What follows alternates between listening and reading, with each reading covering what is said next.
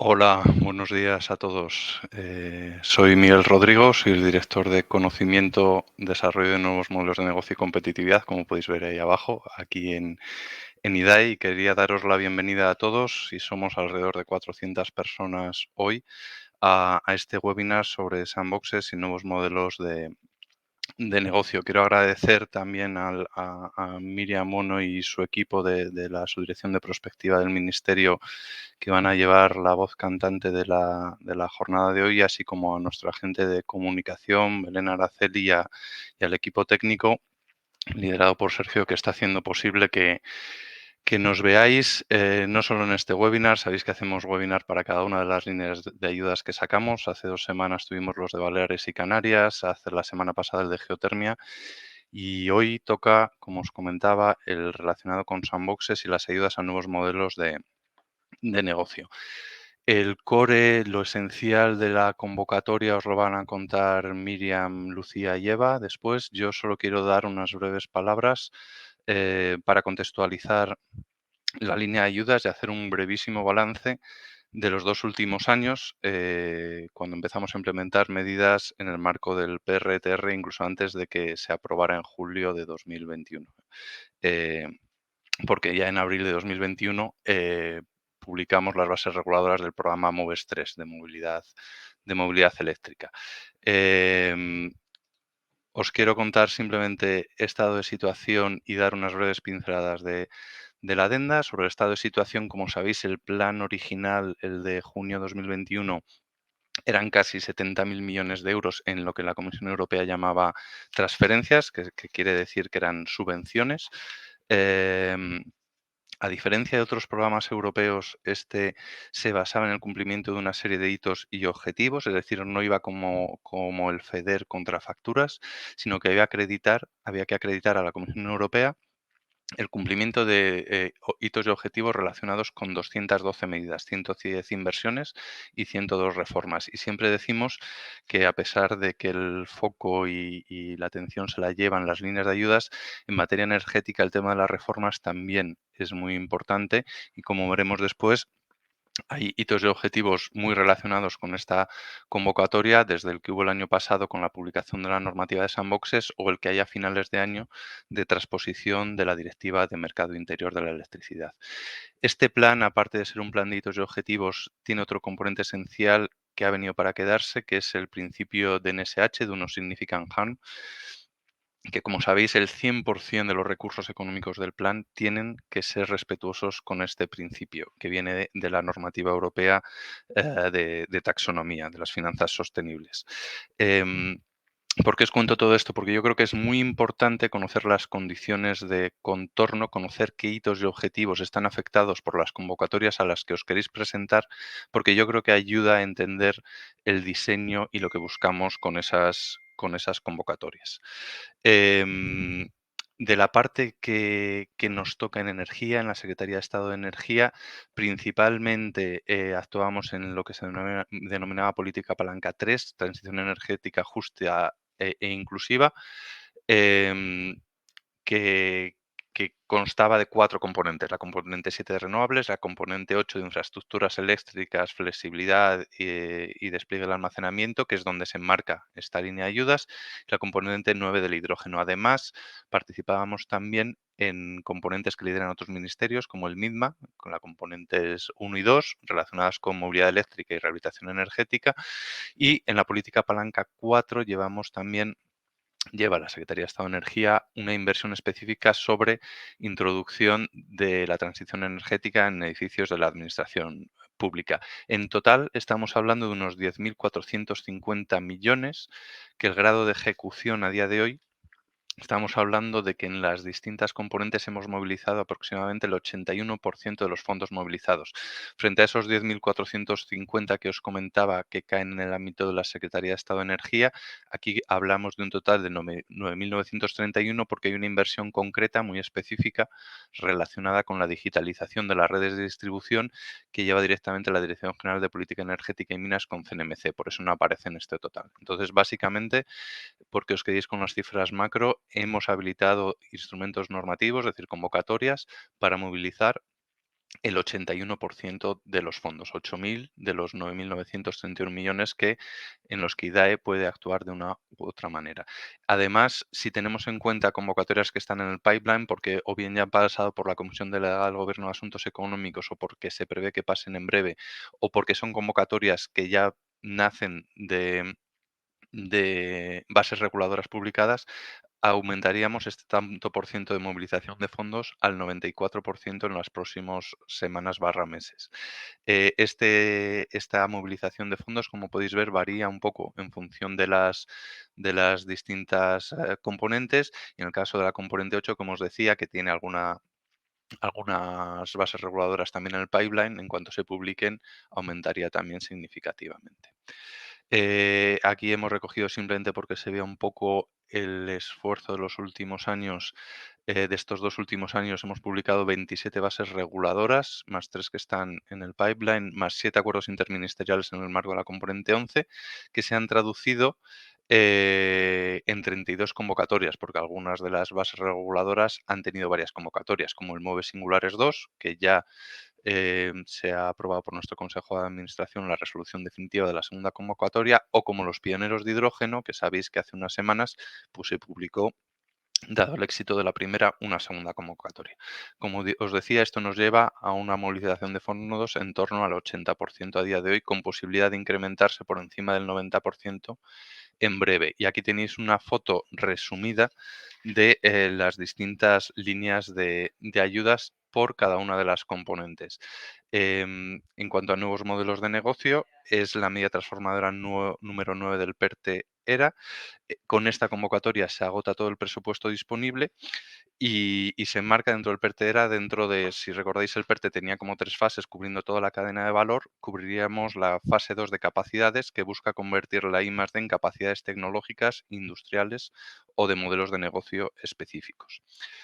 No quería dejar de aprovechar la oportunidad para contaros los hitos y objetivos que tenemos este año. Es decir, el plan, como os decía antes, está vinculado a la serie, al cumplimiento de una serie de hitos y objetivos. Esos hitos y objetivos son los que desencadenan los desembolsos que recibe el país por parte de la Comisión Europea, una vez que se ha acreditado que se han cumplido, ¿no? En junio de este año tenemos 4.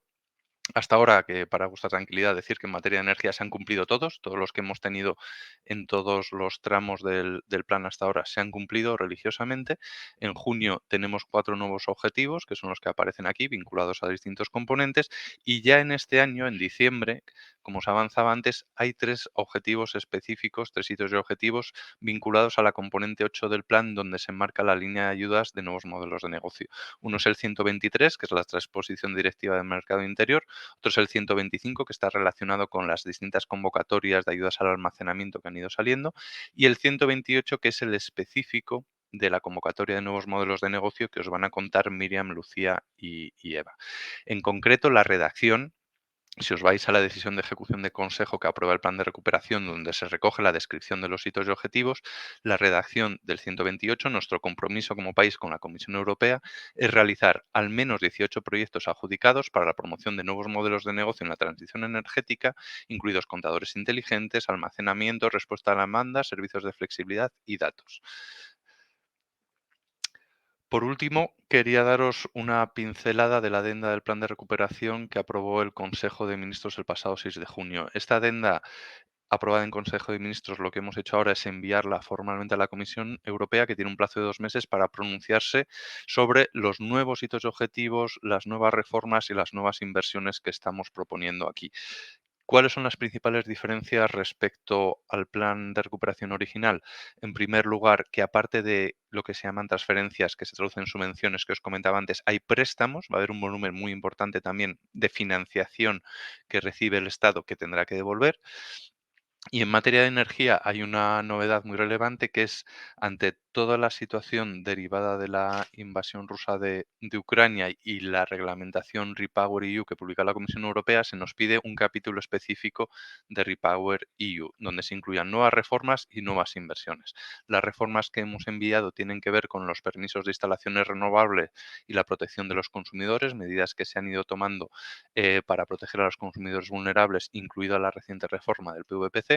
Y en materia de inversiones, ¿qué hemos hecho? En primer lugar, dar continuidad a cuestiones que han tenido mucho éxito en el plan original. Y ahí destacan clarísimamente autoconsumo, almacenamiento detrás del contador y comunidades energéticas. Todas ellas programas de ayudas en las que hay a día de hoy más demanda que presupuesto disponible. Entonces, ¿qué hemos hecho? Pedirle a la Comisión más presupuesto. Idéntico razonamiento para el hidrógeno renovable, donde las distintas convocatorias han tenido hasta ahora también mucho éxito. Pues hemos pedido presupuesto adicional para reincidir en actuaciones exitosas hasta la fecha y profundizar en otras, como los valles de hidrógeno renovable, que hasta ahora han tenido un papel no tan protagonista, aunque algunos se van a apoyar en el marco del plan original. Y por último, hemos incluido en el ámbito de la Secretaría de Estado de Energía dos inversiones nuevas. Una muy vinculada con la Net Zero Industrial Act que aprobó la Comisión en marzo, que es una inversión nueva para apoyar cadena de valor de renovables y almacenamiento y de transición energética. Es decir, ayudas a fábricas de paneles fotovoltaicos, de baterías, de bombas de calor, de todo aquello vinculado a la transición energética, para la cual hicimos una consulta pública recientemente que, junto con las otras MDIs que hicimos en el pasado, seguro que nos ayuda a diseñar la línea de ayudas. Y aquí tiene la particularidad de que por el tipo de ayudas que serán, tenemos que notificar el esquema de ayudas a la Comisión Europea y recibir su autorización. Y además, en el ámbito de la Secretaría de Estado de Energía, y con esto acabo, hay una cuarta inversión relacionada con infraestructuras energéticas a nivel de la red de transporte. El resto de inversiones que veis en la diapositiva están relacionadas con el Ministerio de Industria y con el PERTE de descarbonización industrial. Contextualizado ya dónde estamos, yo creo que lo relevante es que ahora Miriam y equipo os cuenten las particularidades de la convocatoria de nuevos modelos de negocio y sandboxes. En mi opinión, un breve consejo. Yo tendría un pequeño árbol de decisión en la cabeza. En primer lugar, mi proyecto requiere o no exención regulatoria, es decir, necesito ir por sandbox o no. Y en segundo lugar, mi proyecto lo que requiere es que me paguen horas, hombre y amortización de equipos, y en ese caso voy por la línea de ayudas de innovación en la transición energética, o requiere apoyo al CAPEX, y en ese caso voy por descarbonización del sector energético. Pero en cualquier caso, lo dicho, de esto y de muchas cosas más os van a dar detalle Miriam, Lucía y Eva. Por mi parte, eso es todo. Muchas gracias por conectaros y estamos a vuestra disposición aquí en IDAE. Todo tuyo, mira. Hola, buenos días. Muchas gracias, Miguel. Muchas gracias a todo el equipo técnico que hay detrás, tanto técnico en la parte de comunicación como nuestro en la subdirección, dándonos apoyo a todas las preguntas y a todo el trabajo que se realice aquí. Y luego también, bueno, pues quería decir además bueno, que bienvenidos y bienvenidas todas las asistentes digamos, a este webinar. Entonces, bueno, yo voy a empezar contando la primera parte, que es la de ayudas a proyectos de nuevos modelos de negocio en la transición energética, que creo que ya se puede ver perfectamente. Y sí que me gustaría, bueno, primero empezar la introducción del webinar pues contando un poco porque estamos contando hoy a la vez estas ayudas de nuevos modelos de negocio en la transición energética, bueno, que como sabéis es una de las convocatorias que están dentro de IDAE, junto con la convocatoria en concreto de sandbox regulatorios. Y bueno, no es otra cosa que yo creo que, bueno, que todos los asistentes están familiarizados con esta cuestión, pero que dentro de estas ayudas, nuevos modelos de negocio en la transición energética, bueno, pues precisamente se contempla también la financiación de sandbox regulatorios y, por tanto, tiene todo el sentido del mundo, pues, que las convocatorias hayan sido simultáneas y que, por tanto, acaben el mismo día, aunque no a la misma hora, luego lo veremos, y que además pues tengamos la ocasión de poder resolver a las dudas en conjunto, aunque somos conscientes de que hay determinados proyectos que van a ser un sandbox, pero, o sea, que no van a ser un sandbox, pero que se van a presentar a esta convocatoria de ayudas a nuevos modelos de negocio en la transición energética. Entonces, bueno, creo que Miguel ya ha hecho una introducción, ¿no?, de dónde estamos en cuanto al plan de recuperación, transformación y resiliencia, pero bueno, a mí sí que me gustaría señalar que además estas convocatorias se enmarcan en todo el resto de actuaciones que estamos haciendo desde el Ministerio. Y con eso, bueno, pues me refiero a que cumplen también con algunos de los avances, por ejemplo, necesarios para implementar el Fit for 55 y el REPowerEU, a todo nuestro marco estratégico en todos los sentidos. Además, yo creo que la convocatoria de ayudas, precisamente nuevos modelos de negocio y la transición energética, pueden responder a algunos de los retos planteados tanto en el Plan Nacional Integrado de Energía y Clima y en la actualización que está por venir, como por supuesto en las estrategias, bueno, con especial mención al almacenamiento energético, que además, bueno, especialmente la parte de Sandbox se engloba en esa nueva normativa que se ha diseñado para la transición energética y en concreto en el Real Decreto 568/2022 y por supuesto, bueno, pues son unos programas de apoyo a la inversión también. Entonces, dentro del plan de recuperación, transformación y resiliencia, no me voy a detener mucho más porque Miguel ya ha contado, bueno, que digamos que, por un lado, la convocatoria de nuevos modelos de negocio y la transición energética que voy a contar yo se enmarcaría dentro de la componente 8, inversión 3, y posteriormente Lucía Blanco, su directora adjunta, contará también todo lo que tiene que ver con la convocatoria de bancos de pruebas regulatorios o sandbox, se enmarca dentro de esa reforma C8, reforma 4. Estamos, bueno, aquí se puede ver también algunas de las relaciones, ¿no? El coste de la componente total y estos 156 millones de euros en concreto para nuevos modelos de negocio en la transición energética. Miguel mencionaba ya que esto además es una de las convocatorias del PERTE-ERA dentro de las 3 fases que existen, fase de I+D, fase de capacidades y fase de despliegue. En este caso nos enfocamos fundamentalmente a mejorar las capacidades de las empresas, tanto consolidadas como startups en la transición energética, con lo cual estaríamos en esa segunda fase y de hecho dentro de las, digamos, de los proyectos que no son financiables en la convocatoria son aquellos, por ejemplo, que se están limitando de manera exclusiva a la fase de despliegue, ¿vale? Que sería esta fase de aquí. Entonces, además de este marco general, sí que me gustaría señalar, bueno, que en cuanto a la convocatoria que cuento yo en concreto, que serían nuevos modelos de negocio para la transición energética, habría que tener en cuenta fundamentalmente una orden de bases, la orden TED 1359/2022 de 28 de diciembre, por la que precisamente se encuentran aprobadas todas las bases de esta línea de ayudas y además la convocatoria específica, que es bueno, una de las la que presentamos además en el día de hoy y que ha estado abierta desde el 12 de junio hasta el 1 de agosto a las 2 horas bueno, de CEST, ¿no? European, o sea, la hora europea central de verano para este día, para el 1 de agosto. Que como decía, es el mismo día que cierra la convocatoria de Sandbox, pero la convocatoria de Sandbox cierra a una hora distinta, exactamente a las 11:59, ¿no? de ese día. Sería el último momento para presentar las convocatorias. Entonces, con respecto a esta orden de bases de nuevos modelos de negocio.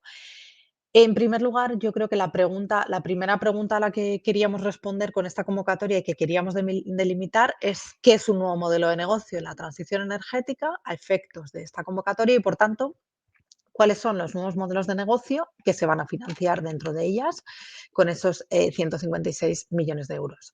Entonces, para eso, quien tenga dudas de si su proyecto es un nuevo modelo de negocio financiable con esta convocatoria, pues bueno, tendría que ir directamente a ese anexo 1 de la orden 1359/2022 de 18 de diciembre y verá que hay una serie de áreas de actividad elegibles. Por un lado, tendríamos aquellos productos y servicios en general que sean innovadores y que proporcionen flexibilidad al sistema energético, que sean agregadores, por ejemplo, gestión de la demanda, entre otras cuestiones.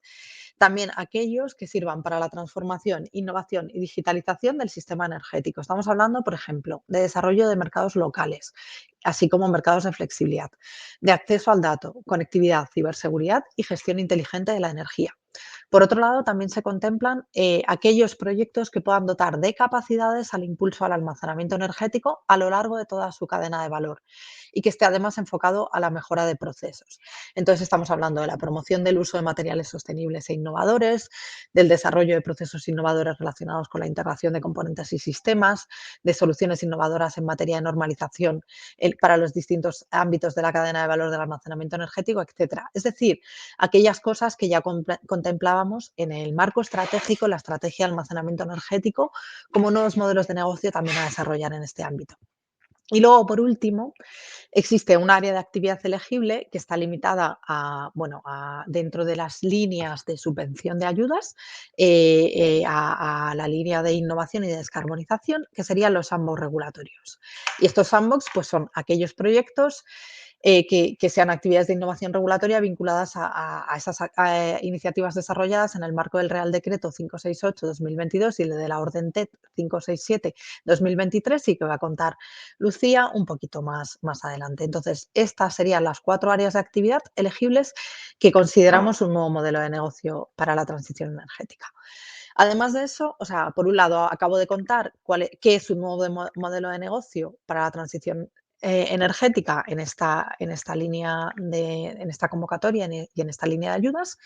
Y ahora la segunda pregunta sería, dentro de esta convocatoria, además, aparecen 3 líneas de ayudas. Es decir, si yo tengo un nuevo modelo de negocio que se encuadra en las actividades del anexo 1, ¿de qué manera voy a poder subvencionarme? Y eso, bueno, pues está delimitado, en primer lugar, por el Reglamento General de Exención por categorías y los distintos artículos y, con las líneas de ayudas que se han configurado en concreto para esta convocatoria.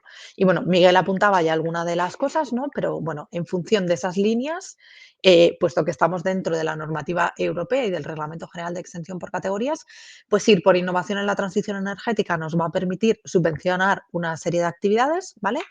Y ir por la línea de descarbonización del sector energético y mejorar la integración de renovables nos va a permitir, digamos que financiar una serie de actividades y también va a traer, pues bueno, unas puntuaciones distintas o unas obligaciones distintas en algunos de los puntos de las que hablaré más adelante.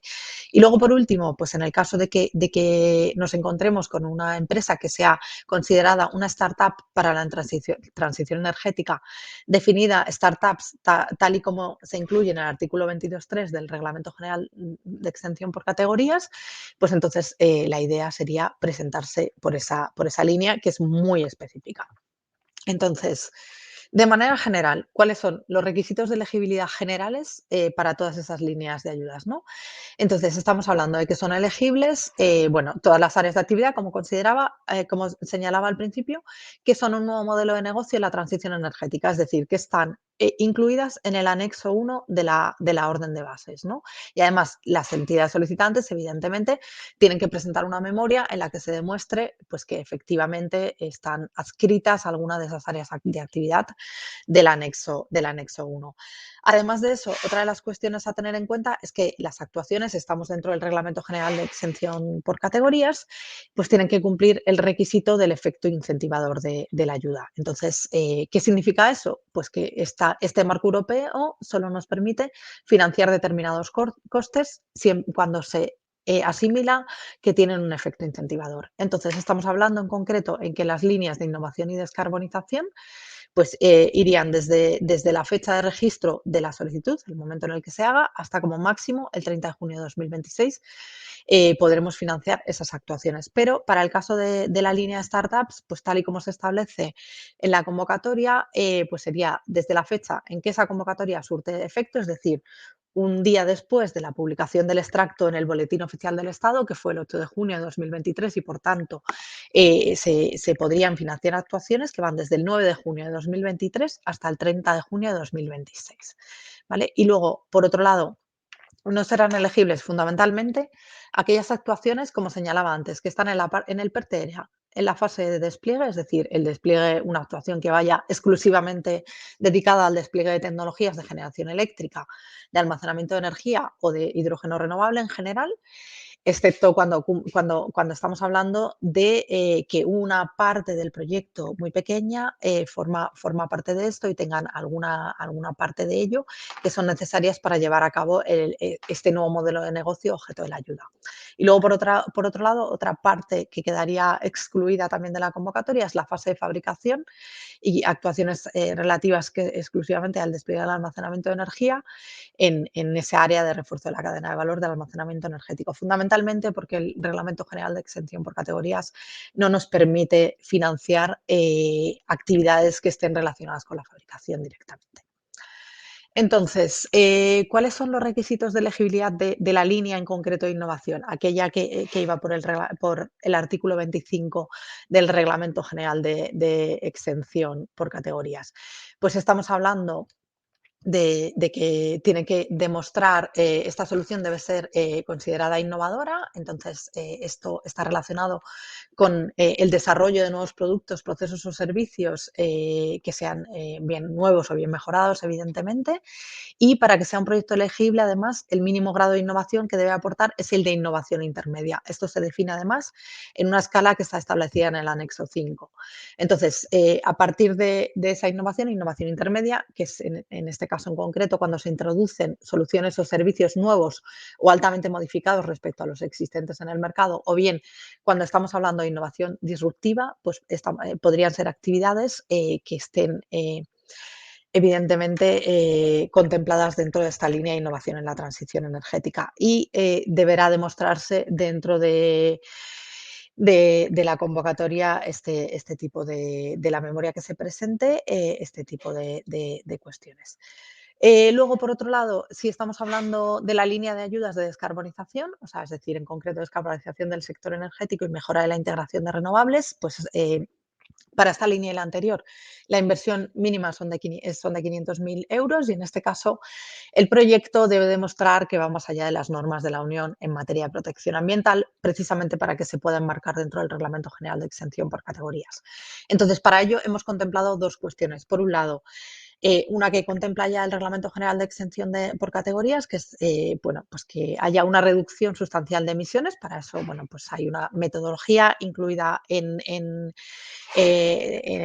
la sede electrónica que habrá que seguir para ello y bueno, con esto se demostrará que se contribuye de forma evidente a la descarbonización del sector energético como contemplaba. Y además, soluciones que avancen, la otra opción para demostrar que se va más allá de las normas de la Unión en materia de protección ambiental, sería que son soluciones que avancen en la economía circular en el ámbito del almacenamiento energético. En cuanto a la tercera línea, estaríamos hablando de, perdón, un segundito que creo que se ha ido un poco. Sí, un segundín, que sería la línea de startups para la transición energética. No existiría una inversión mínima. Esta es una línea, como decía, que está enmarcada en lo que el Reglamento General de Exención por categorías entiende por startups y, por tanto, son elegibles las actuaciones que suponen o bien la puesta en marcha o bien el impulso de nuevos proyectos empresariales que contribuyan a los objetivos de la transición energética, es decir, que se encuadren dentro de ese anexo 1 que he señalado al principio. Entonces, los beneficiarios, ¿qué es lo que entiende el Reglamento General de Exención por categorías como nuevos proyectos empresariales o startups? Tienen que ser pequeñas empresas, no cotizadas, registradas desde hace 5 años como máximo y que todavía no hayan distribuido beneficios ni surjan de una operación de concentración. Quería señalar además que en cuanto a pequeñas empresas, dentro de las FAC se incluye una guía, la referencia a una guía de la Comisión Europea que explicita exactamente qué es una pequeña empresa para el caso de que haya alguna complejidad dentro de las startups que necesite aclararlo, ¿no? Entonces, pasando un poco a cuál sería la cuantía e intensidad de las ayudas. Bueno, pues están delimitadas evidentemente por el Reglamento General de Exención por categorías y reflejadas y recogidas además en el artículo 10 de la orden de bases. Entonces, si estamos en la línea de acción, en la línea de financiación, innovación en la transición energética, o sea, es decir, ahí nos encuadramos dentro del artículo 25, desarrollo experimental y, por tanto, las intensidades máximas de ayuda son las que aparecen en la pantalla, irían entre el 25% para gran empresa y el 45% para pequeña empresa, pero además se le puede sumar un 15% adicional, quedando en el 40% para gran empresa y 60% para pequeña empresa, para aquellas actuaciones que además estén supeditadas a la colaboración efectiva entre empresas o bien a la amplia difusión de los resultados. Esto es lo que está definido precisamente en el Reglamento General de Exención por categorías, ¿no? Y existe algún detalle también en las FAC. Por otro lado, en cuanto a la línea de actuación o de financiación de descarbonización del sector energético y la mejora de la integración de las renovables, estamos hablando de que aquí, en el caso de gran empresa, sería de un 40% y se ampliaría de manera progresiva a 50 en mediana y 60 en pequeña empresa. Y aparte, bueno, aplican los límites del Reglamento General de Exención por categorías de 15 millones de euros por proyecto y por empresa, teniéndose que aplicar a las dos. O sea, para un proyecto y una misma empresa, 15 millones de euros. Si una empresa presenta varios proyectos, bueno, pues el límite sería mayor. Por otro lado, para startups para la transición energética, es decir, para puesta en marcha de nuevos proyectos empresariales, la cuantía y la intensidad de la ayuda es un poco más compleja. También se contempla en el artículo 10 de la orden de bases. Entonces tendríamos bueno, hasta 0,4, 0,6 y 0,8 millones de euros en función de si las empresas están establecidas en zonas no asistidas, asistidas, o según la letra, bueno, del artículo 107, apartado 3, letra C del TFUE, o zonas asistidas según el artículo 107, apartado 3 de la letra A del TFUE.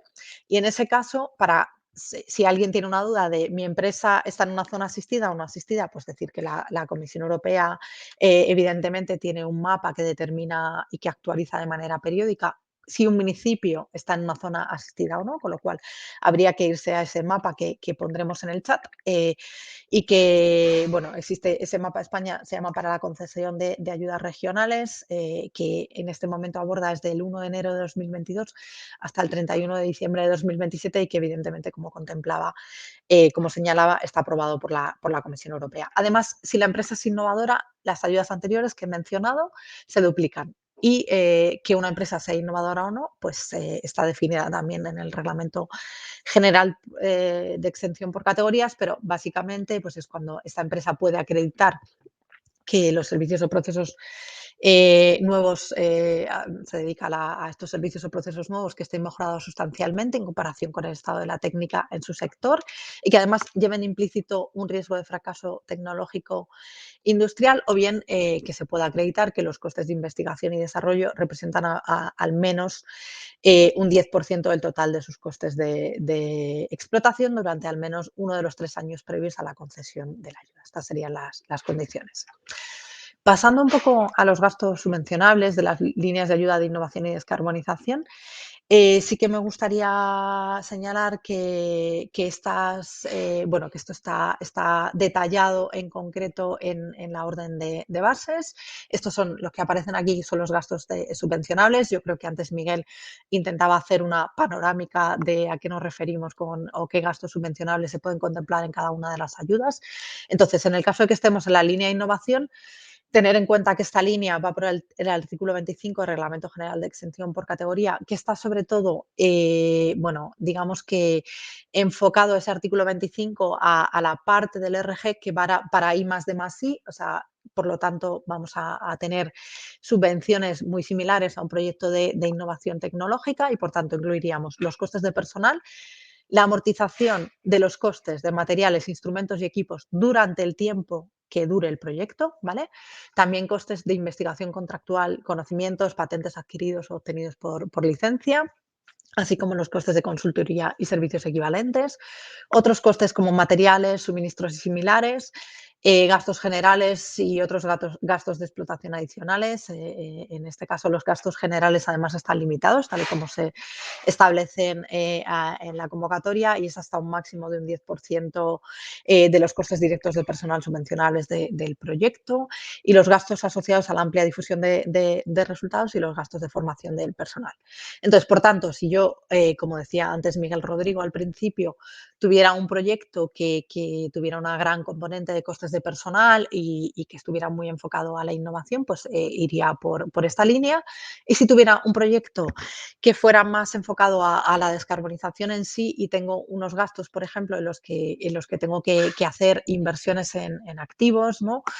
Pues lo más recomendable es que pudiera ir por esa línea de descarbonización, en la cual se contemplan la elaboración de proyectos técnicos, los costes de dirección facultativa, los costes de ejecución de la obra civil, siempre que no superen el 20% 20% de la inversión elegible, los equipos, materiales e instalaciones auxiliares necesarias, por tanto, en este caso no se haría la amortización, sino que sería el coste de los equipos, el desarrollo y la adquisición de software y aplicaciones informáticas, los costes de consultoría y costes de la gestión de la solicitud y la justificación, y también los gastos de formación del personal.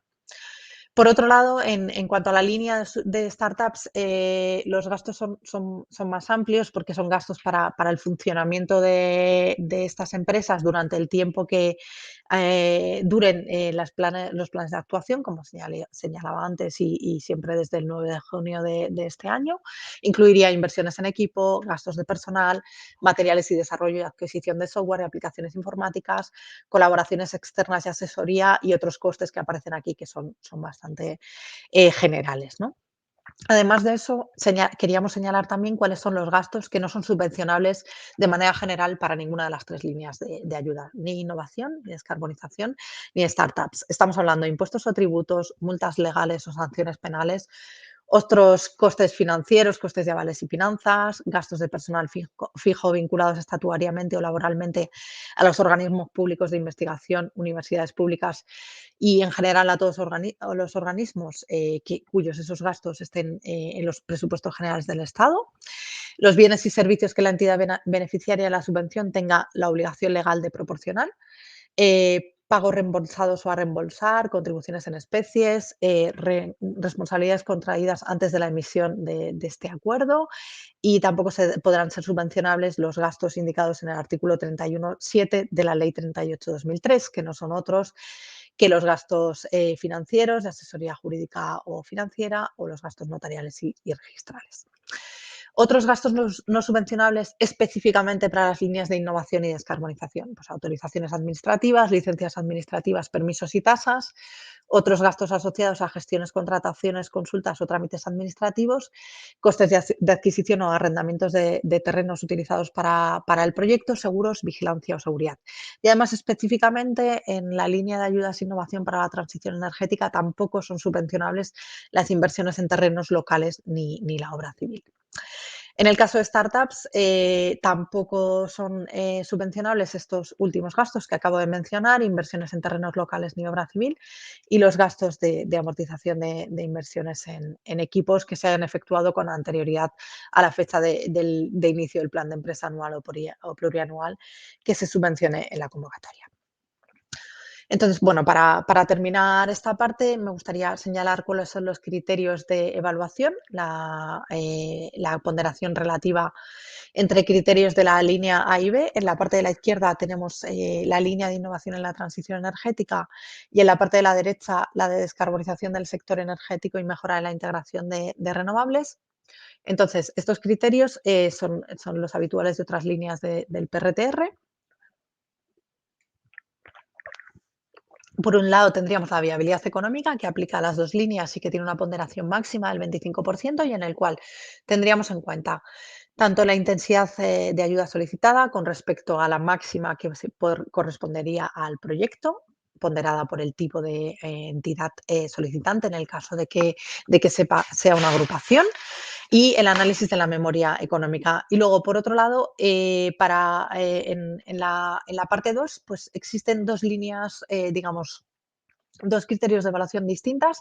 En el caso de que vayamos por la línea de innovación en la transición energética, se aplicaría como criterio el grado de innovación con esa escala que mencionábamos anteriormente y teniendo una ponderación en esta segundo criterio de hasta el 15%, que también con este criterio máximo también es aplicable para la línea B de descarbonización del sector energético y mejora la integración de renovables, pero en el cual, en este caso, lo que se evalúa es la protección del medio ambiente. Y para eso, bueno, pues como señalaba, había dos opciones para demostrar que existía una protección del medio ambiente que va más allá de las normas de la Unión.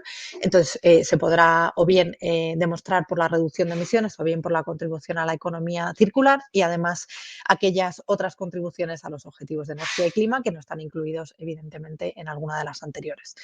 Otra de las cuestiones que se van a tener en cuenta es la escalabilidad y potencial de mercado, que aplica a las dos líneas con un máximo del 10% y en el cual se hará un análisis de los mercados potenciales, un plan de explotación y comercialización de este nuevo modelo de negocio, y además un análisis de cuáles son las cadenas de suministro. En cuanto a viabilidad del proyecto, tiene una ponderación máxima del 10%, son los mismos criterios y el mismo criterio general para las dos líneas. Se evaluará, bueno, pues, cuáles son las características del equipo técnico y también su adecuación para la ejecución exitosa del proyecto, el plan de ejecución, el análisis de riesgos y el plan de contingencia, la madurez del mismo y el análisis de los resultados del proyecto. Y por último, en cuanto a externalidades, son comunes casi todas las características, la contribución a la transición justa y al reto demográfico, el impacto socioeconómico y el empleo, la incorporación de las pymes, los aspectos medioambientales, el impacto en igualdad de género, así como la economía, el económico en la cadena de valor y el proyecto en la zona en la que se ubicará. Y luego, por último, pues tenemos distintas externalidades en función de si estamos en la línea de innovación, en el cual se tendrá en cuenta la contribución a los objetivos de energía y clima, y en el caso de que estemos en la línea de descarbonización e integración de renovables, pues lo que se tendría en cuenta en este caso sería el grado de innovación. Y luego, por último, todos aquellos proyectos que sean considerados sandboxes, tal y como se establece en la convocatoria, tendrán una puntuación del 10% para ellos y el total, por tanto, sería del 100%. Para terminar, casi con los criterios de evaluación, me gustaría señalar que estos criterios son muy parecidos para la línea de startups en la transición energética, viabilidad económica con un 30% de ponderación, grado de innovación con un 15%, escalabilidad y potencial de mercado, ya mencionado anteriormente, con un 15%, viabilidad del proyecto también lo he mencionado con un 10%, y luego todas las externalidades evidentemente son similares a las que hemos visto anteriormente y tendrían un valor máximo del 30%. Y luego, ya por último, y doy paso a Lucía Blanco en lo referente a la financiación. En esta convocatoria se ha supuesto una financiación que es ciertamente un poco dinámica. Hay unos cupos mínimos para cada una de las líneas de ayudas, bueno, que son los que aparecen ahí, 20 millones para innovación, 20 millones para descarbonización y 10 millones para startups. Como señalaba antes, los sandboxes se presentarían o bien a innovación o bien a descarbonización. Y además tendríamos un presupuesto total de 156 millones de euros. Pues bueno, en la orden de bases en la convocatoria, perdón, se explica en detalle cuál sería ese reparto digamos, del presupuesto que nos quedaría remanente una vez que digamos, que se asignen estos cupos mínimos para cada una de las líneas de ayudas, pero básicamente ese reparto del remanente a cada línea de ayudas se ha hecho según la concurrencia competitiva de las mismas. Y esto está evaluado por dos factores que están ponderados de manera distinta, que sería, por un lado, la ayuda solicitada total de toda la convocatoria de ayudas y el número de solicitudes que sean elegibles. Entonces, en función de cuál es la convocatoria más, digamos, que tiene una mayor concurrencia competitiva, con una combinación de estos dos factores, ayuda total solicitada en toda la línea y número de solicitudes elegibles en toda la línea, se asignarán ese remanente restante. Bueno, con esto termino mi parte de la presentación y doy paso a Lucía Blanco Cano, subdirectora adjunta. Muchas gracias. Muchas gracias. Bueno, buenos días de nuevo a todos y a todas los asistentes. Voy a compartir la presentación.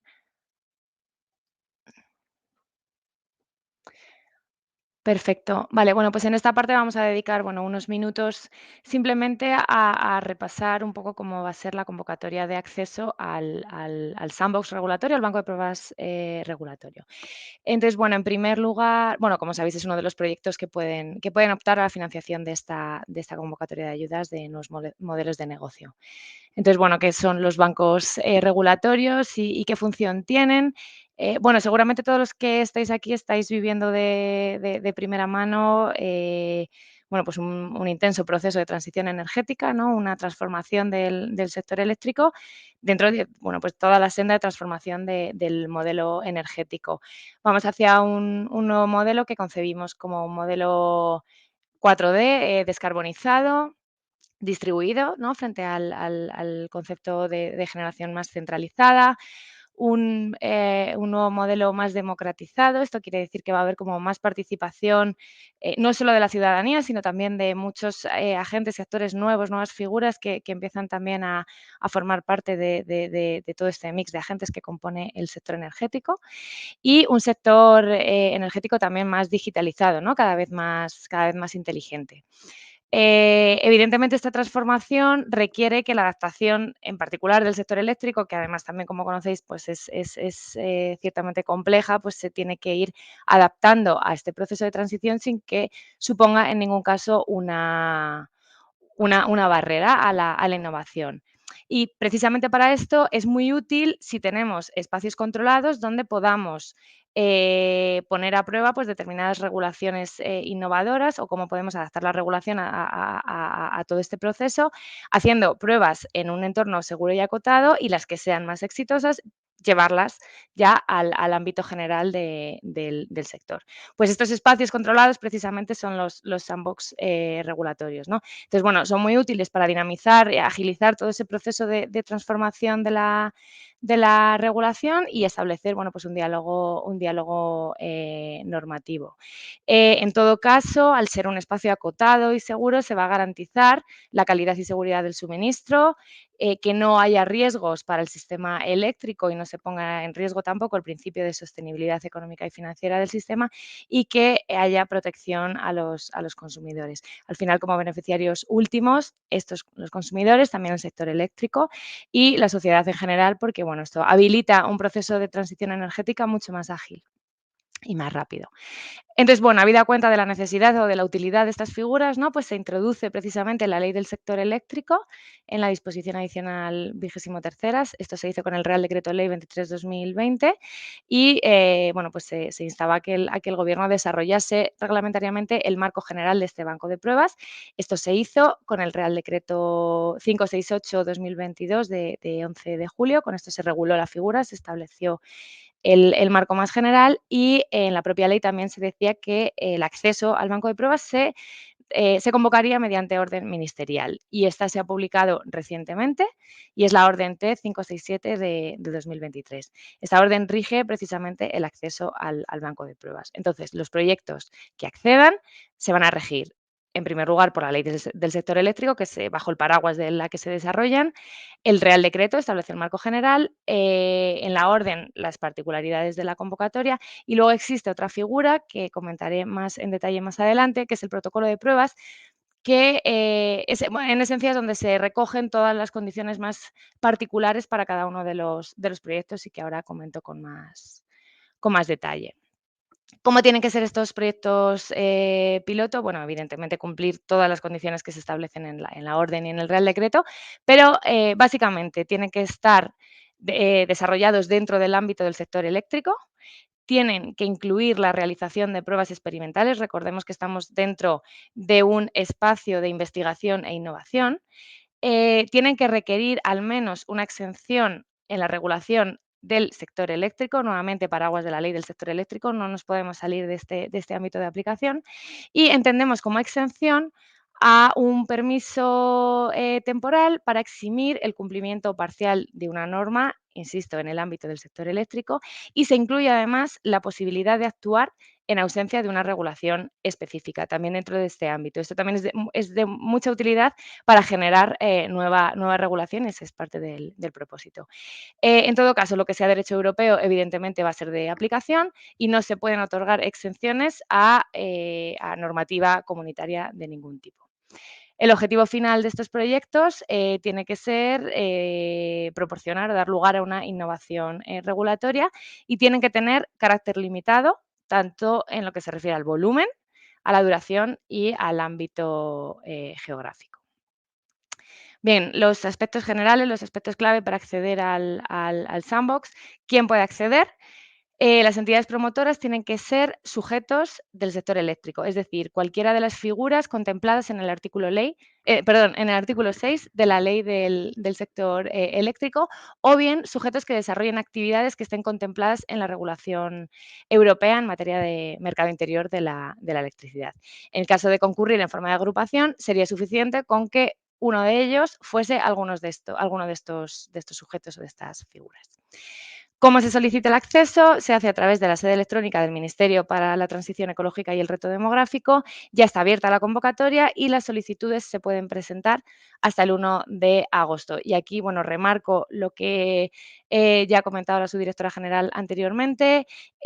Los horarios de cierre, al ser procedimientos distintos, tienen distintos horarios de cierre. Las ayudas de nuevos modelos de negocio cierran a las 2 y a las 2 de la tarde. Y este es un procedimiento que permanece abierto todo el día 1 de agosto, digamos que cerraría a las 23:59. Por lo tanto, los que vayan a solicitar ayuda no pueden agotar este plazo porque entonces habría cerrado ya el plazo de las ayudas de nuevos modelos de negocio. Con lo cual, se deberían regir por el horario de la otra convocatoria y en ningún caso dejarlo para el último momento, como ya comentaremos también más adelante. Bueno, bien, finalizado ya el plazo de presentación de las solicitudes, se les puede requerir una subsanación en el caso de que la solicitud no reúna los requisitos exigidos y dispondrán de 10 días.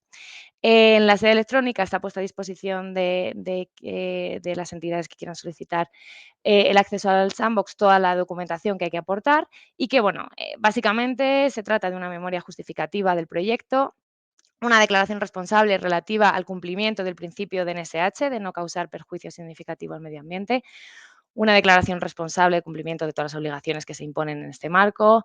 En el caso de pymes también tendrán que acreditar la condición de serlo. Bueno, también hay que presentar una declaración responsable relativa a la protección de datos en caso de que aplique.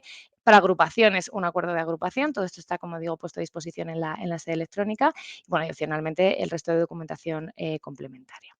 Bien, el siguiente paso sería la evaluación previa de las solicitudes. Bueno, importante aquí, lo llamamos evaluación previa porque haber obtenido una evaluación previa favorable no da per se ya acceso al sandbox. Después de una evaluación previa favorable vendrán otra serie de pasos que voy a comentar ahora, pero es importante tener claro que la propia evaluación previa no es suficiente para el acceso. Bien, esta evaluación previa la realiza la Secretaría de Estado de Energía y en los casos en los que la regulación sobre la que vaya a haber una exención recaiga dentro del ámbito competencial de la CNMC, participaría también la CNMC. Durante todo este proceso, evidentemente, se pueden solicitar informes a otros agentes, particularmente al operador del sistema, y, bueno, en caso de ser necesario, también a los promotores se les puede requerir información adicional que sea simplemente complementaria o aclaratoria, que en ningún caso mejore las solicitudes. Bien, se pasaría a la propia fase de evaluación, que consta de 2 fases.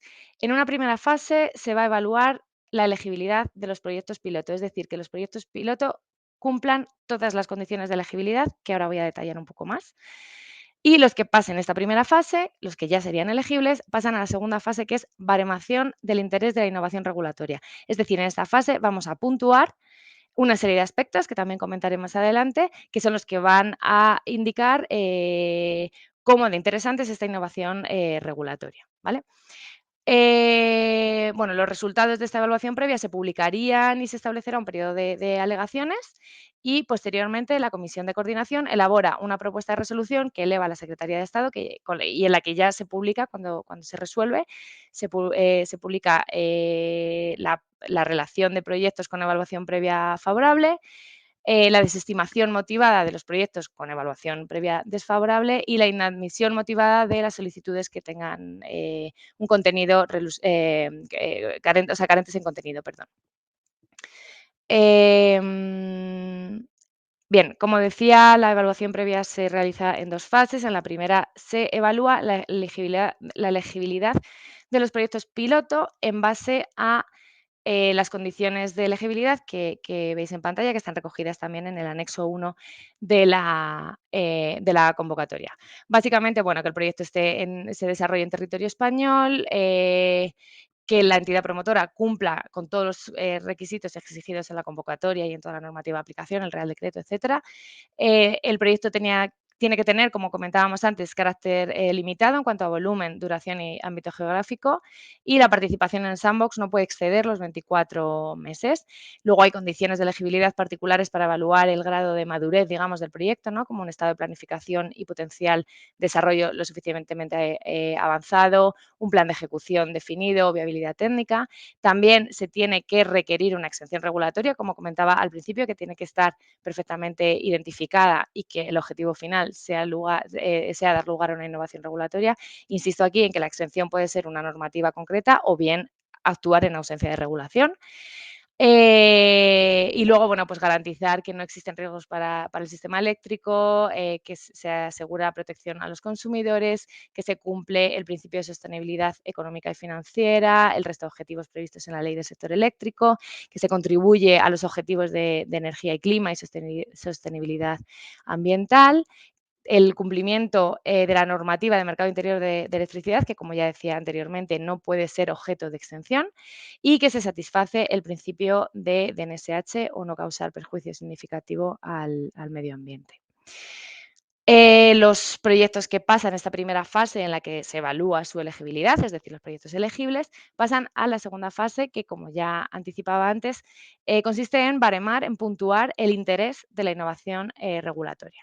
Esto se hace en base a los aspectos que estáis viendo en pantalla, los aspectos que salen en azul, digamos, que componen esta tabla, ¿no? En primer lugar, pues la capacidad de contribuir a la mejora de la regulación, que se puntuaría con hasta un máximo de 40 puntos, la utilidad para orientar la transposición de directivas con hasta 10 puntos, generar potenciales beneficios para los consumidores, contribuir a la I+D, que se trate de proyectos integrales, bien porque haya una pluralidad de sujetos de los contemplados, o bien porque se desarrollen distintas zonas, o porque proponga una regulación que afecte a distintos ámbitos del sector eléctrico. Esto se puntúa también favorablemente.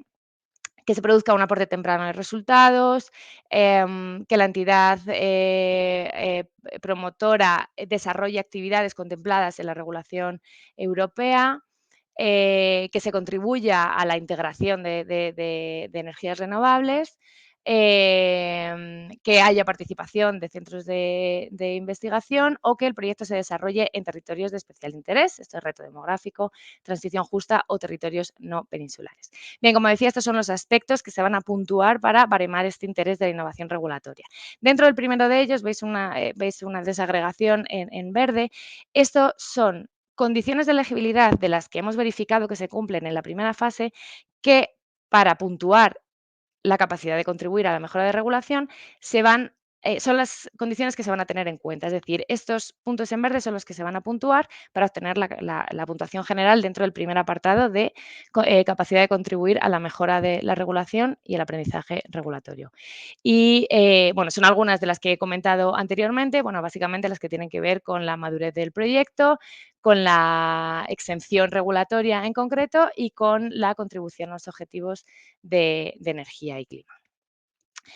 Una vez puntuado, accederían al obtendrían una evaluación previa favorable los que tengan una puntuación por encima de 40 puntos. Es decir, hace falta un mínimo de 40 puntos para optar al acceso.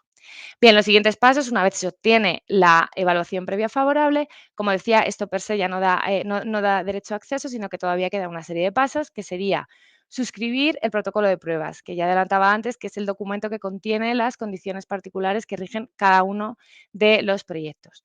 Este protocolo de pruebas se tiene que suscribir en el plazo de 6 meses desde la notificación de la resolución de evaluación previa favorable y se suscribe con la Secretaría de Estado de Energía. Y nuevamente, en el caso en el que haya competencias dentro del ámbito competencial de la CNMC también formaría parte de la suscripción de este protocolo, que en todo caso va a ser informado favorablemente por la CNMC independientemente de su participación. Posteriormente hay que constituir unas garantías ante la Caja General de Depósitos. Estas garantías, hay que constituirlas para hacer frente a eventuales casos de responsabilidad derivados del proyecto y según está regulado en el Real Decreto y en la convocatoria. En caso de que haya participantes en el proyecto, pues habrá también que suscribir los acuerdos de adscripción y una vez que se disponga de toda esta documentación, se presente en la sede electrónica del Ministerio y se establezca la fecha efectiva del inicio, se accedería al banco de pruebas regulatorio. Bien, no me quiero detener mucho más, pero bueno, como decía, el protocolo de pruebas tiene son las condiciones particulares para cada uno de los proyectos y, entre otras cosas, en el protocolo que está regulado en el artículo 10 del Real Decreto 568, pues se van a incluir aspectos como la limitación del volumen del proyecto, el número de participantes, el detalle de las pruebas, fecha de inicio y fin, cuáles son las funciones del promotor, las exenciones regulatorias, el detalle de las exenciones regulatorias, cómo se va a hacer el seguimiento, el análisis de los riesgos, un sistema de garantías con una cuantía final, porque en la solicitud hay que proponer unas garantías acorde a los riesgos, pero bueno, en el protocolo se pueden, digamos, afinar estas garantías que habrá que presentar y, bueno, el resto de cuestiones relativas a cláusulas de confidencialidad, protección industrial, etcétera, así como todo lo relativo al cumplimiento del principio de NSH. Bien, en concreto, los sandbox que quieran solicitar ayudas en el marco de la convocatoria de nuevos modelos de negocio para transición energética podrán hacerlo a través de las líneas de ayuda de innovación en la transición energética o descarbonización del sector energético y mejora de la integración de energías renovables, por supuesto, cumpliendo todas las condiciones que cada una de estas líneas establecen para optar a ellas. En el momento de solicitarla, en el aplicativo hay que seleccionar como área de actividad de las que mencionábamos que están en el anexo 1 de la orden, la relativa a actividades de innovación regulatoria vinculadas a las iniciativas desarrolladas en el marco del Real Decreto del Sandbox y a sus convocatorias. Y hay que presentar, y por esto es importante registrar primero el Sandbox y después de estas ayudas, hay que presentar el justificante de registro de haber solicitado el acceso al banco de pruebas regulatorio. Por lo tanto, los proyectos que opten a ayudas o que quieran solicitar ayudas tienen que hacerlo antes de que venza el plazo de las ayudas, que es más restrictivo. Que en todo caso es igual el 1 de agosto, bueno, lo que hemos dicho, ¿no? Pero a una hora más temprana. Se ha mencionado también que los sandbox dentro de esta convocatoria de ayudas van a tener una puntuación adicional de 10 puntos con respecto al resto de proyectos, pero en todo caso la financiación finalmente del proyecto va a estar condicionada a que el proyecto efectivamente inicie su participación en el banco de pruebas, para lo que es preciso, que ya comentaba anteriormente, pero por recapitular, recibir la evaluación previa favorable, suscribir el protocolo de pruebas, constituir las garantías, suscribir los acuerdos de adscripción en el caso de que haya participantes, presentar toda esta documentación en la sede y iniciar las pruebas. Y sin más, doy paso a mi compañera Eva Mangas, que os va a comentar un poco más cómo es la parte de tramitación. Hola, ¿qué tal? Muy buenos días. Ahora vamos a entrar en una parte un poco más práctica para ver un poco cómo se hacen los trámites para iniciar los procesos de solicitud. En cuanto aparezcan mis... Perfecto. En primer lugar, vamos a ver una serie de aspectos generales, como es cuándo, dónde o cómo presentar las solicitudes. Cuándo, creo que ya lo hemos dicho bastantes veces, está el plazo hasta las 2 de la tarde del día 1 de agosto. Dónde, en la sede electrónica del IDAE, en un lugar que ha habilitado para ello. ¿Y cómo? Pues hemos incluido una guía de usuario, hemos incluido varios documentos para intentar explicar cómo se hace este proceso, además de lo que contemos en esta sesión. Entrando un poco en el acceso a la sede electrónica, ¿qué es lo que nos vamos a encontrar? Pues en primer lugar habrá una explicación genérica de lo que es el programa y desde esta explicación genérica que vemos aquí a la parte izquierda de la pantalla podremos acceder a la sede electrónica, donde vamos a encontrar una serie de información interesante de donde se explica cómo se va a...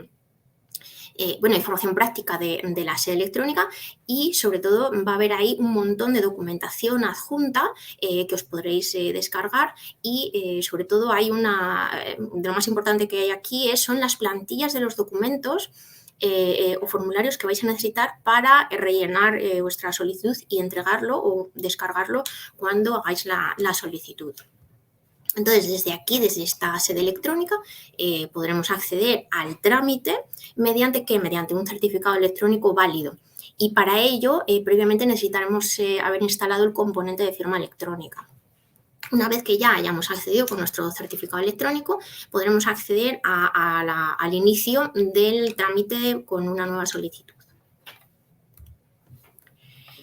Una vez que estemos dentro del trámite para esta convocatoria de nuevos modelos de negocio, nos vamos a encontrar con esta información, que se divide en dos bloques. En primer lugar, una parte de documentación obligatoria, que es toda la documentación que va a ser necesaria para que podamos hacer la evaluación, y esta información es obligatoria. Todos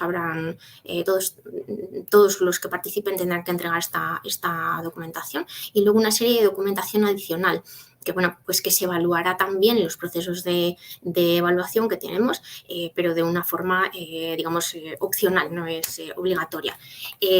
La parte del formulario, que es también obligatoria, está, digamos, en la primera línea de la parte de documentación obligatoria, que también habrá que completar en la propia plataforma. Con el ánimo de intentar ayudar un poco a ver qué documentación hay que entregar en la solicitud y tenerlo todo lo más organizado posible, hemos incluido un Excel de documentación requerida, donde listamos todos los documentos. Aquí solo aparecen los primeros, pero hay algunos más. Listamos todos los documentos que son necesarios entregar. También hemos incluido una nomenclatura para poder descargar o subir los documentos a la plataforma, y también hacemos una referencia a la documentación, es decir, dónde se requiere que se entregue este documento en concreto. Además, os indicamos también, en caso de que se presente una agrupación, qué documentos debe entregar cada miembro de la agrupación. Como ha comentado Lucía o Miriam en las partes anteriores de la presentación, para registrar un sandbox dentro de nuevos modelos de negocio, les vamos a pedir un justificante de registro de la presentación de la solicitud de acceso al sandbox.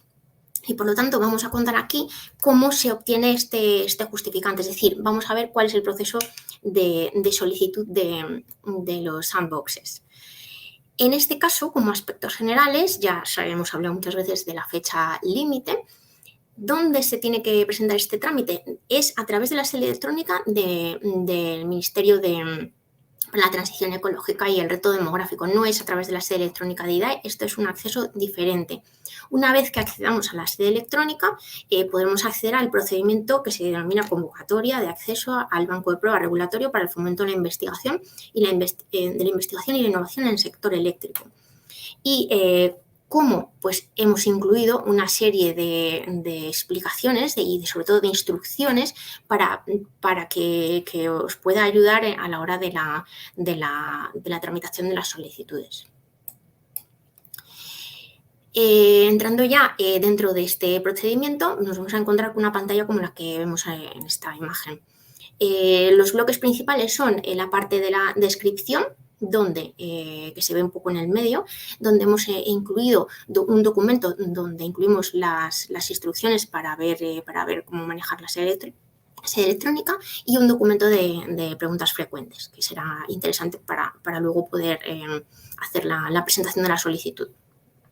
Y luego, en otra documentación asociada al procedimiento, hemos incluido los modelos de documentos que serán necesarios para entregarlos en el proceso de solicitud. En la fase, hay una parte de ayuda en la parte superior derecha de la página, donde se podrá acceder para resolver posibles dudas y realizar consultas en caso de que sea necesario.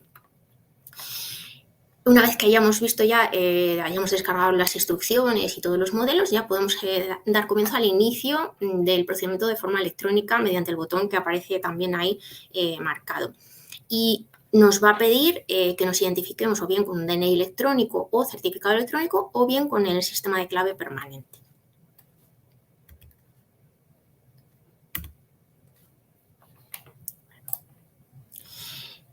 Por último, de este proceso de la solicitud, de acceso al banco de pruebas regulatorio, al sandbox, necesitamos descargar el justificante de registro de la presentación de la solicitud de acceso al sandbox. Y este documento se puede descargar una vez que la solicitud se ha finalizado con éxito, que es un poco lo que viene en la primera parte de estas imágenes. Podremos descargarlos ahí precisamente en el justificante. Y eso será lo que luego habrá que presentar en la convocatoria, en la tramitación de las ayudas para nuevos modelos de negocio. Y luego, si en ese momento no se ha descargado este justificante, se puede volver a acceder a descargar este justificante a través de la parte de mis solicitudes. Como siempre, bueno, pues se han habilitado una serie de buzones y teléfonos y documentos de preguntas frecuentes, que en este caso los hemos puesto aquí para que bueno, pues los tengáis lo más a mano posible. Los hemos incluido en todas partes, con lo cual es muy probable que sea fácil de encontrar las fuentes de los emails para pedir ayuda. Luego queríamos remarcaros, que ya lo hemos dicho anteriormente en la presentación, que por favor no esperéis al último momento para presentar las solicitudes, y os mostramos aquí un ejemplo de la recepción de solicitudes de una de las últimas convocatorias que hemos hecho, donde vemos que prácticamente más del 70% de las solicitudes se presentaron en las últimas 24 horas, y lo que más nos preocupó de esto fue que hubo un 5% de las solicitudes que se presentaron fuera de plazo por algún problema técnico o algún error que hubo en la presentación, con lo cual no nos gustaría encontrarnos nuevamente con esta situación, y os pedimos, por favor, que intentéis adelantar en la medida de lo posible el envío de las solicitudes. Y con esto finalizamos la exposición de este programa de ayudas y pasamos al turno de preguntas, donde estaremos unos cuantos compañeros de la subdirección. Y bueno, en primer lugar vamos a, inicialmente en el proceso de registro del acceso a este webinar, algunas personas nos enviaron ya algunas preguntas que son con las que vamos a empezar a intentar resolver, y bueno, pues vamos a ir un poco por turnos. Así que adelante, Fernando, en concreto. Vale, bueno, lo primero, muchísimas gracias a todos también por participar en este webinar. La primera pregunta que nos ha llegado y que queríamos darle respuesta es una pregunta que se repite sobre qué intensidad de ayuda puede optar una startup, ¿no? Y dependiendo de si es innovadora y de dónde esté situada. En ese sentido, es fundamental analizar el mapa de ayudas regionales que está aprobado por la Comisión Europea y que tiene una validez entre 1 de enero de 2022 y el 31 de diciembre de 2027. En ese sentido, en la memoria económica que hemos puesto en la sede electrónica, si un proyecto establece que es para la línea de startups, tiene que determinar si la empresa es innovadora o no y el municipio, y la memoria económica automáticamente establecerá cuál es la ayuda máxima a la que se puede optar. En ese sentido, para la determinación de si una empresa es innovadora, se deberá analizar lo que dice el anexo 2 de la orden 1359-2022 y que coincide con la definición de empresa innovadora establecida por el Reglamento General de Sanción por Categorías. Entonces, será necesario establecer esas dos métricas, si es innovadora y dónde está localizada, y la ayuda máxima se calcula automáticamente en la memoria económica.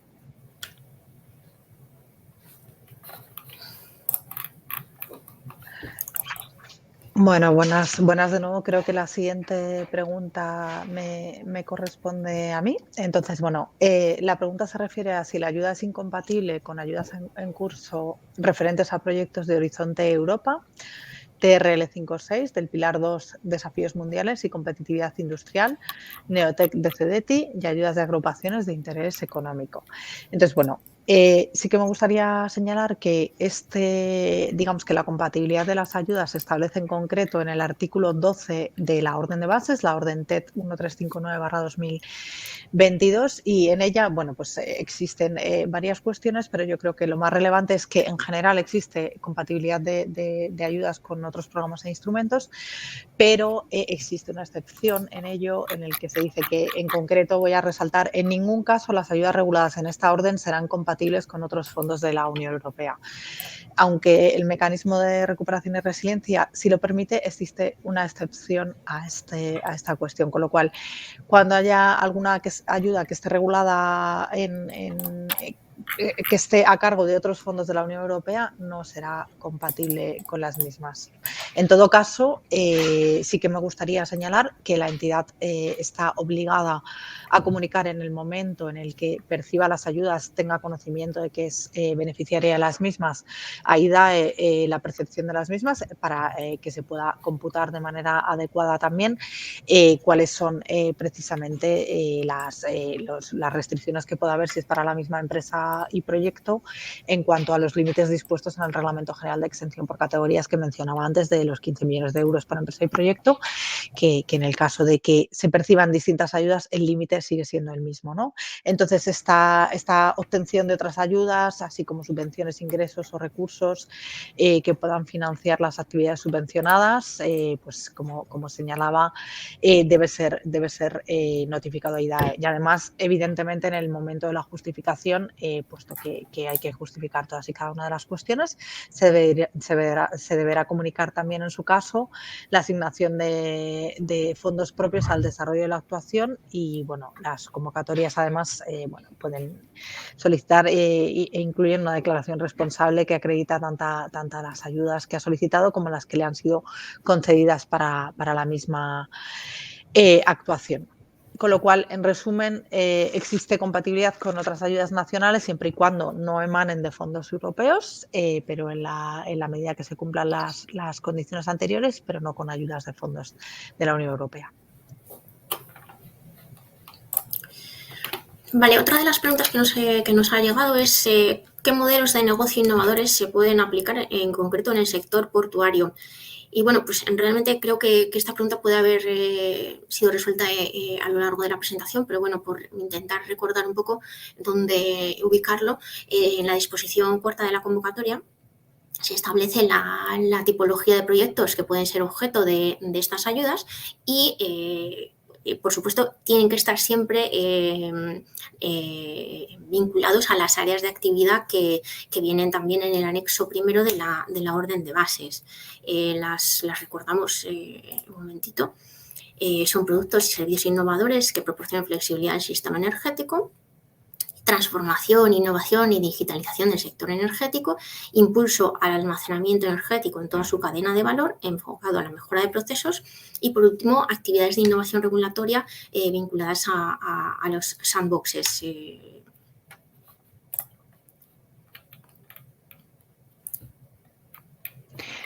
Sí, bueno, precisamente de Sandbox hay también alguna cuestión. Hay una pregunta relativa a, bueno, parece como una petición de aclaración de una de las preguntas recogidas en el documento de preguntas y respuestas que está ya publicado en la sede de Miteco y que habla precisamente de cuáles son las exenciones que pueden ser autorizadas. Entonces, bueno, en la respuesta a esta pregunta frecuente encontraréis el detalle, pero bueno, básicamente a raíz de esto la duda es si el sandbox se realiza o se autoriza sobre la totalidad de la ley del sector eléctrico o solo sobre determinadas disposiciones. Bueno, creo que, o espero que después de la presentación anterior haya quedado más o menos clara esta cuestión, pero las exenciones no es a la totalidad de la ley, evidentemente, son exenciones o bien, y así se recoge en la pregunta frecuente, pueden ser exenciones a cualquiera de sus disposiciones particulares o a normativa dictada al amparo de esta ley, siempre en el paraguas de la ley del sector eléctrico, como ya he dicho. En cualquier caso, la exención tiene que estar perfectamente identificada. Entonces, evidentemente una exención ambigua de toda la ley no se puede conceder, tiene que ser una exención específica y delimitada. Y, como decía también anteriormente, es posible una exención entendida como actuar en ausencia de una regulación específica para alguna de las nuevas figuras, por ejemplo, que van a entrar próximamente, y incidir también en que en ningún caso se pueden otorgar exenciones a legislación comunitaria, bien directivas, bien reglamentos, y en particular en las relativas al mercado interior de la electricidad. Bueno, siguiendo con las preguntas, hemos recibido otra relacionada con, en el caso de, vamos, específica para la línea de startups, en el caso de la línea de startups se aplica a empresas de máximo 5 años de antigüedad. En caso que se trate de un grupo empresarial con un holding que ha adquirido negocios, ¿se considera como antigüedad del grupo la fecha de constitución de la cabecera? Bueno, primero remarcar que las entidades beneficiarias son las que se recogen en el artículo 4 de la orden de bases de la convocatoria, vamos, del programa de nuevos modelos de negocio. Y para el caso de las startups que se regulan, vamos, están incluidas en el apartado 2 de este artículo, tienen que cumplir las siguientes condiciones para ser beneficiarias. Ser consideradas pequeñas empresas, de acuerdo a las definiciones que se incluyen en la orden de bases, tener personalidad jurídica propia y residencia fiscal en España. No estar cotizadas en una bolsa de valores, estar registradas como máximo desde hace 5 años a la fecha de cierre del plazo de presentación de solicitudes de ayuda que se determinen en las convocatorias, que son las fechas que ya os hemos comentado, y lo importante de esto es que esta fecha es a contar desde la fecha de otorgamiento de la escritura de constitución de la empresa, es decir, la entidad beneficiaria. Si las empresas subvencionables no están obligadas a registrarse, se puede considerar que el periodo de 5 años empieza a contar desde el momento en que la empresa inicie su actividad económica o bien esté sujeta a impuesto por su actividad económica. Y por último, no deben de haber distribuido beneficios ni haber surgido de una operación de concentración. La consideración de pequeña empresa, que es una de estas condiciones que he mencionado ahora mismo, se sigue la definición que hemos incluido en el anexo 2 de la orden de bases, y es empresa que ocupa menos de 50 personas y cuyo volumen de negocios anual o cuyo balance general no supera los 10 millones de euros. También podéis verificar que se considera pequeña empresa en la guía del usuario para la definición del concepto PYME que ha publicado la Comisión Europea.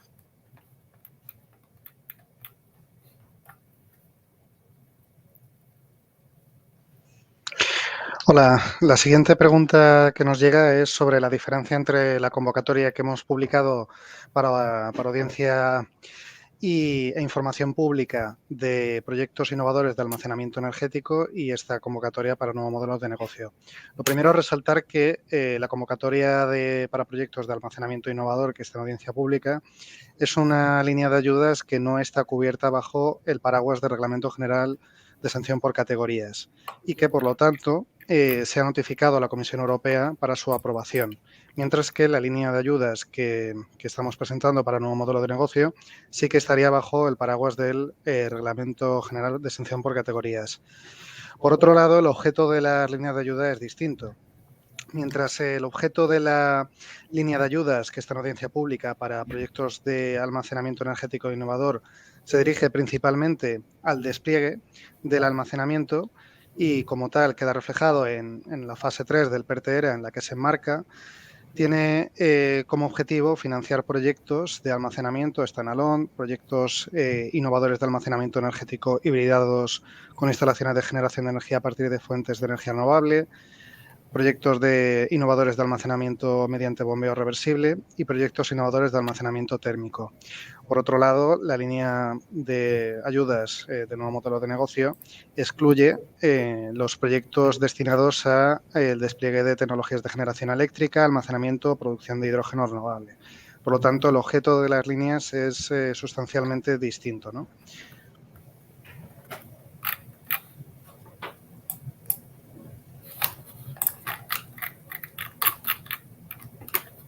Otra de las preguntas que nos han entrado es si, por ejemplo, un negocio agrícola que se produce con un sistema de invernadero diferente, si este modelo se puede considerar como un nuevo modelo de negocio. Bueno, necesitaríamos tener más información, pero bueno, voy a remitir a lo mismo que he dicho para el sector, para la pregunta que contestaba anteriormente sobre el sector portuario, y es que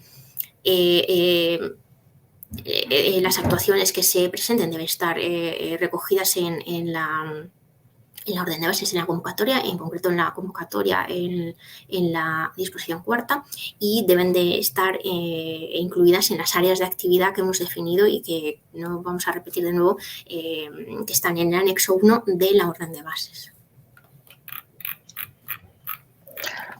Bueno, muchas gracias. Yo quería añadir además a una cuestión adicional a lo que ha dicho Eva, ¿no? Y bueno, que también, bueno, por las condiciones del webinar y por la poca información que tenemos de los proyectos, nos es imposible dictaminar y responder a las preguntas individuales de si mi proyecto, que resumo en 2 líneas, puede incluirse en alguna de las convocatorias de la línea de ayudas. Entonces, por eso, yo creo que es muy importante lo que ha señalado Eva, y solo quería recalcarlo, que para eso lo que hay que hacer es ver si se encuadra en alguna de las líneas, alguna de las actividades que se incluyen en el anexo 1, pero que nosotros, sin ver la memoria del proyecto, nos es imposible determinar si un proyecto pues realmente se puede presentar a esta convocatoria o no, ya que no vamos a disponer nunca de la información suficiente. Entonces, paso a otra de las preguntas que se han señalado y que se ha además explicado en la presentación, que es que qué condición debe, digamos, que debe cumplir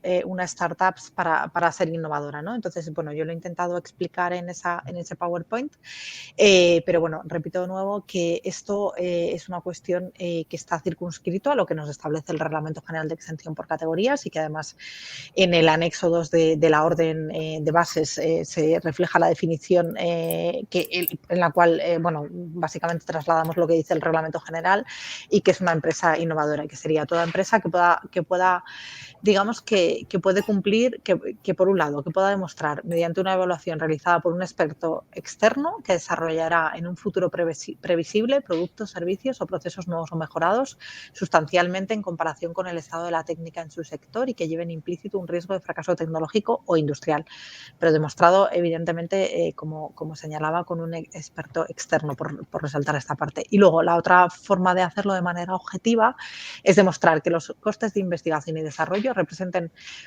al menos un 10% del total de los costes de explotación durante al menos uno de los 3 años anteriores a la concesión de la ayuda. O en el caso de que se trate de una empresa nueva sin historial financiero, según la auditoría del ejercicio fiscal en curso, de conformidad con la certificación de un auditor externo. Por tanto, en cualquier caso, pues hace falta una certificación para cumplir con alguna de estas dos cuestiones de que es una empresa innovadora. Vale, otra de las preguntas es si este webinar va a ser grabado, si se va a compartir. Sí, la respuesta es sí, se va a grabar y se compartirá. Y además sí que compartiremos también la presentación que os hemos hecho hoy. Otra de las preguntas es si, bueno, es una pregunta bastante genérica, ¿se podría cargar costes de personal de otra empresa de un mismo holding? Bueno, me remito un poco a lo que decía antes, que es una pregunta, bueno, digamos que sin el contexto necesario es muy difícil de responder, con lo cual, bueno, es una pregunta, una respuesta, la que voy a hacer va a ser muy parcial y limitada a un caso en concreto. Entonces, entendiendo que esa empresa de ese mismo holding va a realizar actividades en el proyecto y por tanto va a ser beneficiaria, voy a circunscribirlo a esta respuesta en concreta, una empresa de un mismo holding que por tanto es beneficiaria, bueno, tal y como se establece en la orden de bases, solo son elegibles los gastos de personal en el caso de las líneas en las que se contemplan este tipo de gastos, que son en concreto las líneas de innovación en la transición energética y la línea de startups para la transición energética. Bien, hay otra pregunta relativa al sandbox regulatorio y bueno, nos preguntan qué sucederá con la instalación demo construida para las pruebas una vez que termine el periodo del sandbox, que está establecido en un máximo de 24 meses, si se puede seguir utilizando la instalación y qué restricciones habría que aplicar en ese caso. Bien, una vez finaliza la participación del proyecto piloto en el sandbox, concluyen las pruebas y, por lo tanto, la exención regulatoria expira, no se otorga, no se prolonga. Pero, no obstante, la instalación, evidentemente, puede seguir funcionando siempre y cuando no requiera, para ello, aplicar nuevamente una exención. por ejemplo, en el caso de que finalmente se haya modificado la regulación, sería uno de los casos contemplados. En cualquier caso, a partir de ese momento se regiría ya por la totalidad de la normativa vigente que le sea de aplicación del sector y de fuera del sector. Y bueno, voy a aprovechar que hay una pregunta de Sandbox para remarcar muy bien, porque esto es bastante importante y que, bueno, pues que no haya lugar a duda.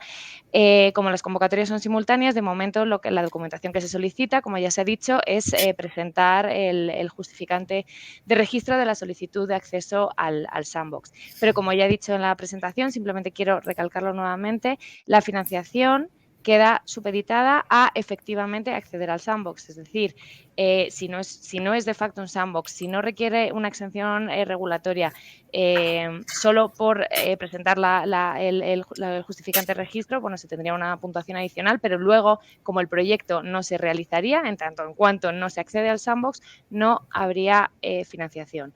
Entonces, bueno, simplemente me gustaría remarcarlo porque creo que es importante que quede muy claro esta condición. Muy bien, pues muchas gracias, Lucía. Yo creo que es muy, muy importante lo que has dicho, ¿no?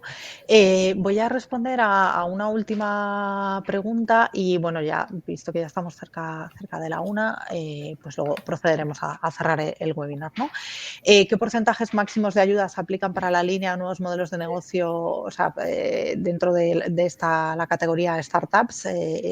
Bueno, entonces, aquí me gustaría señalar que para ver, creo que lo he explicado antes también, pero para ver qué porcentajes son los máximos de ayuda, no hay porcentaje de ayuda en este caso, sino que son cuantías máximas. Entonces, para determinar la cuantía tendríamos que tener en cuenta dos ejes. Por un lado, si en función de ese mapa que además hemos puesto en el chat, ¿no?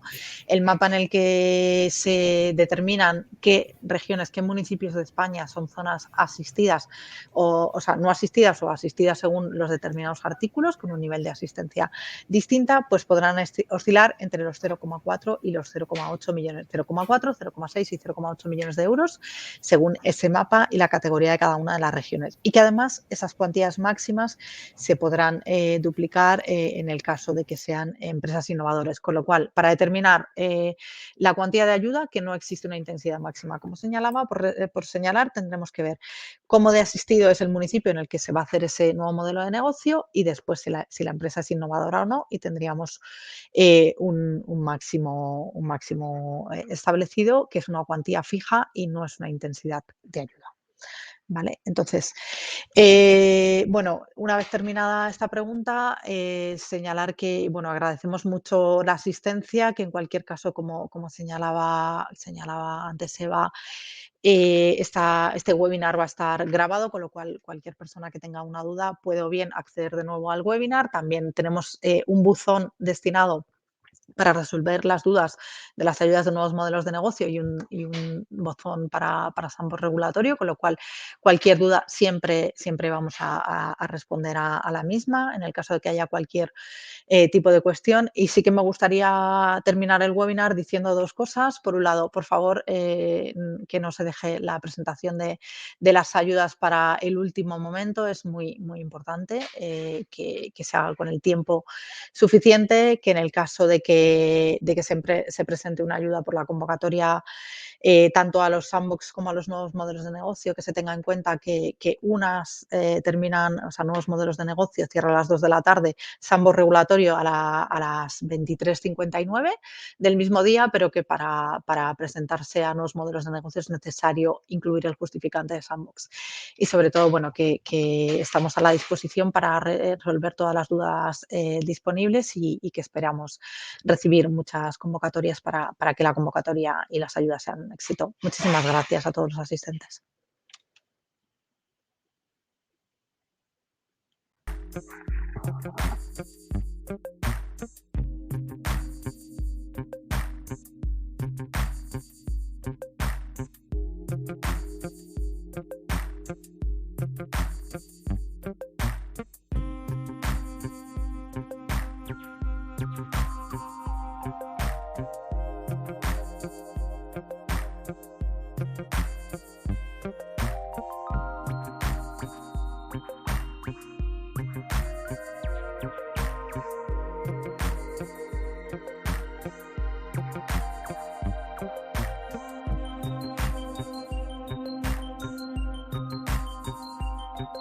Thank